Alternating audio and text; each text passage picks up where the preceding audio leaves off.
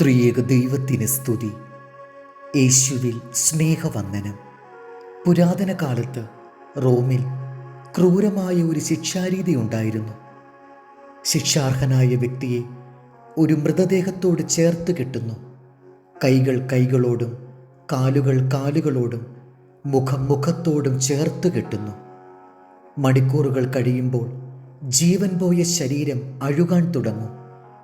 അഴുകുന്ന ശരീരത്തോട് ചേർന്ന് ശിക്ഷാർഹനായ ആ മനുഷ്യനും ക്രമേണ പുഴുക്കൾക്കിരയാകുന്നു. മരിച്ചവനോട് കൂടെ കെട്ടപ്പെട്ട ഈ മനുഷ്യൻ്റെ മരണം നടക്കുന്നത് സാവധാനത്തിൽ സമയമെടുത്താണ്.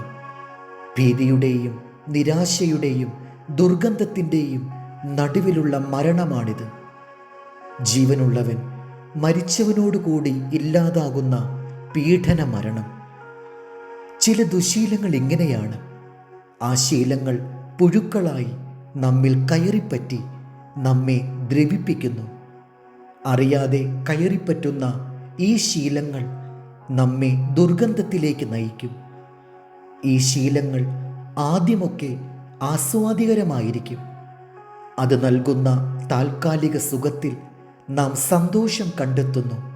ക്രമേണ ഓരോ അനുഗ്രഹങ്ങളെയും ദ്രവിപ്പിക്കുന്നു. പാപത്തിൻ്റെ കറപുരണ്ട മനുഷ്യൻ മരിച്ച മനുഷ്യനാണ്. പാപമരണത്തിനു വേണ്ടി ഒരുങ്ങുന്ന മനുഷ്യനിൽ അനുദിനം ദുർഗന്ധം വമിക്കുന്നു. നാം അറിയാതെ നമ്മെ കൊന്നുകൊണ്ടിരിക്കുന്ന ആ മനുഷ്യനെ ഉരിഞ്ഞു കളയണം. പാപം എത്ര മനോഹരമായി തോന്നിയാലും ക്രമേണ അത് ദുർഗന്ധം വമിപ്പിക്കുന്നു. ആദ്യം സന്തോഷം തന്നത് പിന്നീട് ദുഃഖമായി മാറുന്നു. പാപത്തോടു കൂടി മരിക്കുവാനല്ല ദൈവം നമ്മെ സൃഷ്ടിച്ചത്.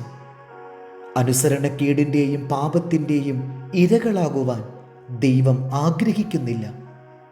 ദൈവിക സൗരഭ്യവാസനയിൽ നാം നിറയുവാൻ ദൈവം തൻ്റെ പുതുജീവൻ നമുക്കായി ഒരുക്കി വച്ചിരിക്കുന്നു. നമ്മിലെ പഴയ മനുഷ്യനെ തൻ്റെ രക്തത്തിൻ്റെ വിലയായി നമ്മിൽ നിന്നും ഉരിഞ്ഞു കളഞ്ഞിരിക്കുന്നു.